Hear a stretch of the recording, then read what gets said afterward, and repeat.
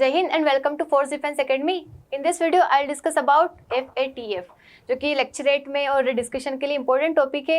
FATF होता क्या है? आपने नाम सुना होगा, फाइनेंशियल एक्शन टास्क फोर्स, जो कि अगर आप SSB की तैयारी कर रहे हैं तो आपको इसके बारे में एटलीस्ट जानकारी तो होना चाहिए।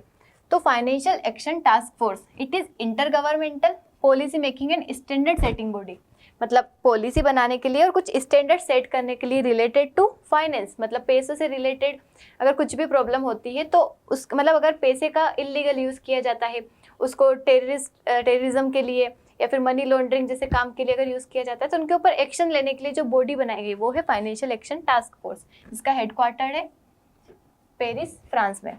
इसका ओरिजिन कब हुआ था? In the year 1989 during G7 summit, मतलब G7 समिट जो हुई थी पेरिस में, तब इसको स्टार्ट किया गया था, ये ऑर्गेनाइजेशन बनाया गया था। एंड इन द ईयर 2001, एक मिनट, जब ये बना था तब ये किसके लिए बना था? मनी लॉन्ड्रिंग के लिए।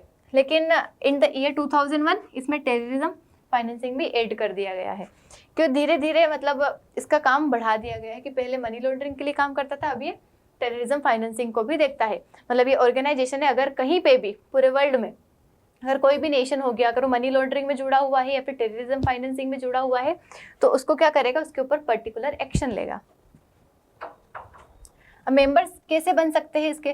To become a member country, इसमें क्या होना चाहिए कि उस कंट्री की पॉपुलेशन होना चाहिए ज़्यादा, उसके बाद उसका पार्टिसिपेशन होना चाहिए डिफरेंट इंटरनेशनल ऑर्गेनाइजेशन में, उसका developed banking and insurance sector होना चाहिए, लार्ज GDP होना चाहिए, लार्ज पॉपुलेशन होना चाहिए, और जितने भी ग्लोबली एक्सेप्टेड फाइनेंशियल स्टैंडर्ड है उनको वो कंट्री फॉलो करनी चाहिए, तभी उसको परमानेंट उसको मेंबरशिप मिलती है इसमें FATF में।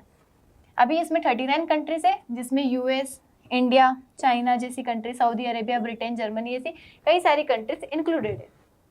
इंडिया इसका पार्ट बना था इन द ईयर 2010। उसके बाद अगर हम बात करें, if a country repeatedly fails to implement FATF standard, मतलब अगर ऐसी कोई कंट्री जो FATF ने स्टैंडर्ड सेट किया है और अगर उसको फॉलो नहीं कर पाती, उनको इम्प्लीमेंट नहीं कर पाती है, तो उस कंट्री को डाल दिया जाता है ग्रे लिस्ट या फिर ब्लैक लिस्ट में। अब ये लिस्ट क्या होती है? तो ब्लैक लिस्ट ऐसी लिस्ट है जिसमें क्या होता है कि ऐसी कंट्री जो कि सपोर्ट करती है टेरर फंडिंग को या फिर मनी लॉन्ड्रिंग को। मनी लॉन्ड्रिंग मतलब क्या होता है कि कहीं से इलीगली आप कोई पैसा लाते हो और उसको शो करते हो कि ये लीगल है, मतलब you show it as a legitimate, लेकिन आप इलीगल सोर्स से लाते हो और उसको हाइड करने की कोशिश करते हो, उसको बोलते हैं money laundering. And terror funding मतलब टेररिज्म जैसी एक्टिविटीज के लिए फंड प्रोवाइड करना। तो ऐसी कंट्रीज जो इसको सपोर्ट करती है उनको काय में डाल दिया जाता है? ब्लैक लिस्ट में। और ऐसा नहीं कि एक बार जो कंट्री ब्लैक लिस्ट में आ गई तो परमानेंट हो जाएगी, धीरे धीरे टाइम के अकॉर्डिंग उनको ऐड भी किया जाता है और डिलीट भी किया जाता है, हटाया भी जाता है।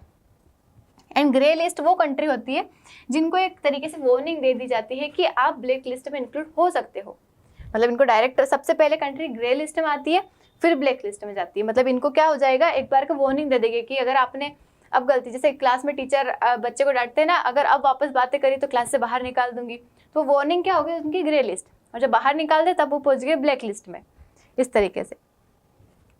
उसके बाद 3 कंट्रीज है जो कि अभी ब्लैक लिस्ट में है, north Korea, Iran and Myanmar, अभी FATF की ये ब्लैक लिस्ट में है।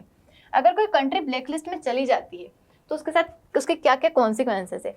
तो नो फाइनेंशियल एड, मतलब उनको कोई पैसे का सपोर्ट नहीं मिलता है, चाहे वो IMF हो, वर्ल्ड बैंक हो, एशियन डेवलपमेंट बैंक हो, यूरोपियन यूनियन हो, मतलब कहीं से भी उनको फाइनेंशियल सपोर्ट नहीं मिलता है, मतलब कोई भी उनको लोन नहीं देगा, पैसे नहीं देगा।